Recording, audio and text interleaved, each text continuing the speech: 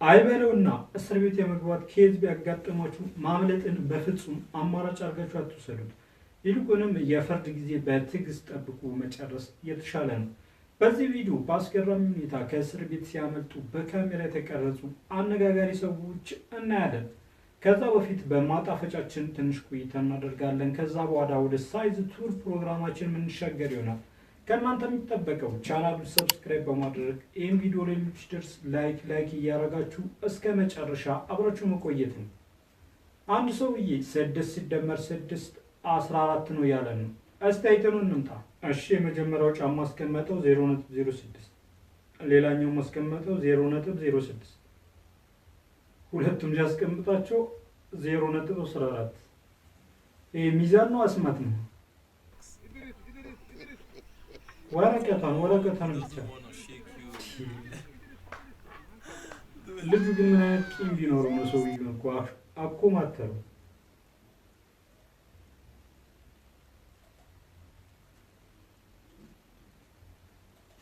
አሁን ደግሞ እስቲ ያበደ ሻይ ጋብዣችሁ እንመለስ። ተደፋች። የጥግ ደረሰ ሱስ ይላችኋል። ይሄን መቼ የሚፋታው አይመስልም። ከነ ሙሉ ትጥቁ ነው ይዞት የሚዞሩ። አሁን ደግሞ እዚህ ጋር ጸድ ቀለም ቀብ ያለ እስቲ ነው አንተን ብሎ ቀለም ቀብ። ሰውዬው መትረፍ ሁሉ አላመነም። እግሩን ጎንበስ ብሎ ያበል።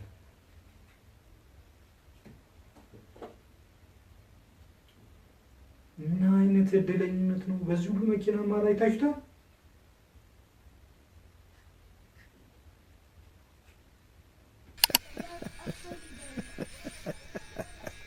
ገና አድርጎ ነው የላጨለት።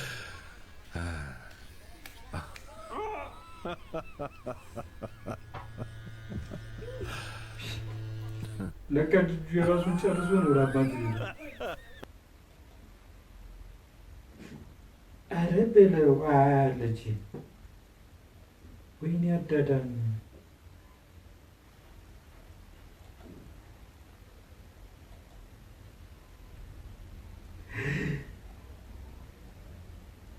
ለጥቂት ይህ ሰውዬ በእርግጠኝነት ጸልዮ ነው የወጣው ማለት ነው። ማጣፈጫችን ይህን ይመስላል። አሁን ወደ ሳይዝ ቱር ፕሮግራማችን እናልፋለን። የትም መሄድ የለም። የ34 ዓመቱ ዴሪክ ስቴል እንደ አውሮፓውያን አቆጣጠር በ2013 መኪና ሰርቆ በፖሊስ ተይዞ ነበር። ከመታሰሩ ከአንድ ሳምንት ቀደም ብሎ በባንክ ዝርፊያ ወንጀል ተሳትፏል። በ26 ከባባድ ክሶች ተከሶ ነበር። በሚቀጥሉት 2 ወራት ውስጥ ስቴል በእናቱ በሴት ጓደኛውና በእንጀራ አባቷ እርዳታ ማምለጫውን እንዴት እንደሚያመቻች ማቀድ ጀመረ።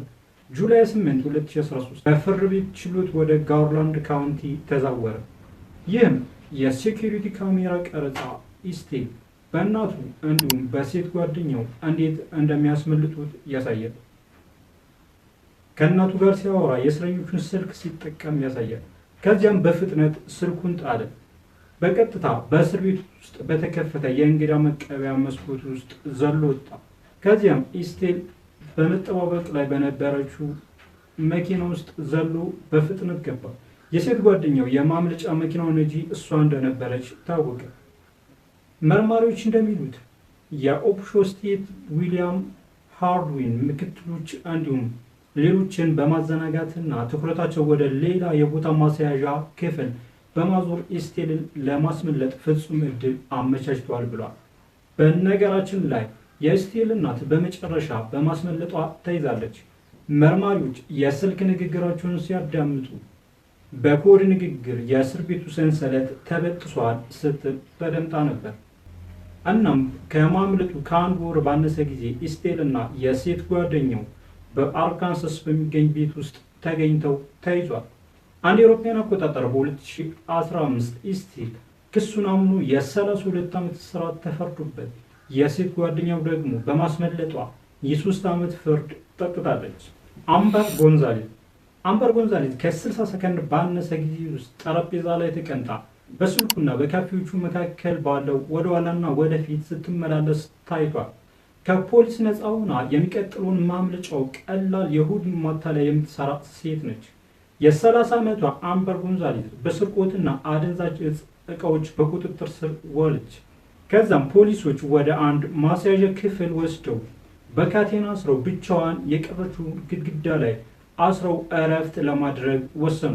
ነገር ግን በሲሲቲቪ ካሜራ እንደታየችው ከእጅ እስራት ነፃ ለመውጣት ስትታገል በተመሳሳይ ጊዜ በስልኳ የማምለጫ ዕቅዱን ለማውጣት እና በመጨረሻም ስታመልጥ ተቀርጻ ነበር።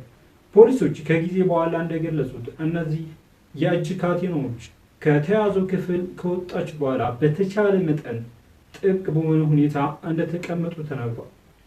በድንገተኛ አደጋ መውጫ ወደ ውጭ ወጣች። ከዚያም በሰዎች ግቢ ውስጥ ተጓዘች። እስከ 002 ድረስ ከከባድ መኪና ሹፌር ጋር በአቅራቢያው በሚገኝ ነዳጅ ማደያ ተገናኙ። ነገር ግን ይህቺ ሴት እንዳሰበችው እስከ መጨረሻ አልተሳካለት። እሷና የከባድ መኪና ሹፌር መጀመሪያ ወደ ተያዘችበት ሆቴል ለመመለስ ወሰነች። ሰራተኞቹም ወዲያውኑ እንዳዩት ጠቁሙባት። ከአንድ ሰዓት በኋላ እንደገና ተይዛ ወደ ዘብጥያዋ ተመለሰች። ሮኪ ማርኬዝ በ2010 በብዙ ክሶች ታሰረ። እሱም ሐሰተኛ ምስክርነት ማበላሸት፣ የጦር መሳሪያና የአደንዛዥ እጽ ወንጀሎች በመፈጸም የ34 ዓመቱ ወጣት በፎረንሲክ እስር ቤት ታስሮ ነበር። እዚያም ሊፈታ የቀረበ እስረኛ ጋር ጓደኛው አደረገ። በሆነ መንገድ ማርኬዝ የእስረኛውን መታወቂያ ከሱ ጋር እንዲቀያየሩ አሳመነው። ከሱ ጋር ተቀያየሩ። ስለዚህም በምት መውጣት ይችላል ማለት ነው። ከዚያም በቀላሉ ከእስር ቤቱ ወጣ። ማርኬዝ ሽሽት ሄደ እና መኪናው በዲትሮይት ውስጥ ክትትል እስካልተደረገበት ጊዜ ድረስ ለ8 ወር ያህል አልተገኘም። ከዚያም በዲትሮይት እስር ቤት ውስጥ ተይዟል። በማይታመን ሁኔታ ሮኪ ማርኬዝ ተመሳሳይ ዘዴ በመጠቀም ለሁለተኛ ጊዜ ከእስር ቤት አመለጠ። በዚህም የስለላ ቀረጻ ላይ ማንኛውም ሰው ምንም ነገር ሳይጠብቅና ሳይጠይቅ እንዴት በዘፈቀደ ማምለጥ እንደሚችል እናያለን። በነገራችን ላይ ባለስልጣኖቹ ሮኪ ማርኬዝ ከ5 ቀናት በኋላ እንኳን ማምለጡን አላወቁም ነበር። ከአንድ ወር በኋላ በሜክሲኮ ተገኘ እና በፍጥነት ወደ አሜሪካ ተባረረ። በ2014 ማርኬዝ 1000 ኪሎ ግራም ማሪዋናን ለማከፋፈል በማሴርና ብዙ ወንጀሎችን በማመን በጁላይ 8 2014 የ18 ዓመት እስራት ተቀበለ። በነገራችን ላይ የምትመለከቷቸው ሰዎች ቀላል ሰዎች እንዳይመስሏችሁ፣ አደገኛ ነፍሰ በላዎች ናቸው። በሴፕቴምበር 2014 ጋዊዩ ሊ ሃይዌይ እና ዋንግ ዲያሚ ከቻይና ሰሜናዊ ምዕራብ ያሹን ካውንቲ በሚገኝ እስር ቤት አምጧል። 3ቱም ሰዎች ግድያን ጨምሮ በጣም ኃይለኛ በሆነ ወንጀል ታስረው ነበር። የ50 ዓመቱ ጋዊዩ የሞት ቅጣት ተጥሎበታል። 3ቱም እስረኞች ተባብረው የማምለጫ ዕቅዱን ይዘው መምጣት ጀመሩ። ምሽት 6 ሰዓት ዱዋን የተባለ ዘበኛ ጋዊዩን ስልክ ለመደወል ሲጠይቅ በማባበል ወደ ምርመራ ክፍል ወሰደው።